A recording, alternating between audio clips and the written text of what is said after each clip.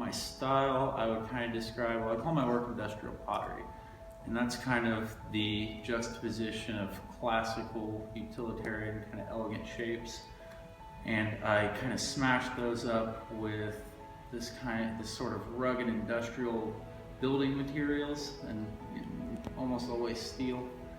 And I really like the way that those two clash, and it's kind of an unlikely marriage because you have this strong kind of stiff metal and this really fragile, delicate clay. And I really find that very interesting. The inspiration really comes from the people around me and the things that they do really well. My mom is a stained glass artist, and I always found it really interesting that she made all these little fragile tiny pieces, and then it kind of locks together with this metal frame, and somehow it all becomes very rigid in one piece, and that was always interesting to me. My father was a carpenter for his entire life, and it was really inspiring to watch him work because he was really, really talented at what he did. He'd start off with a stack of kind of mundane, not interesting pieces, and somehow create something beautiful and functional, and he would do it in a way that it really exemplified and showed his knowledge of the craft, of the work itself. And that's kind of where I draw my bits and pieces of inspiration from. As far as planning a piece, my first step is I just sit down with a sketchbook and make 15, 20 ideas, something like that, all very different, all kind of pushing different aspects further than I normally would.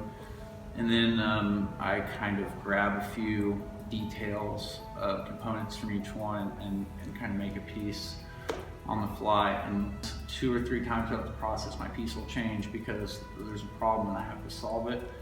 And these kind of things really kind of push my skill set a little bit further because I have to do new things and try new things, and a lot of the times it works out really well. The process from start to finish kind of is throw a piece like you normally would on the wheel. There's a little bit of trimming or adjusting depending on how I plan to put the metal in.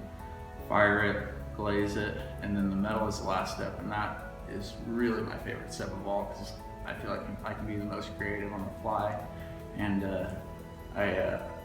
I can work like late nights into the hour just thinking of 2 or 3 different ways I could complete a piece, and then picking my favorite ones.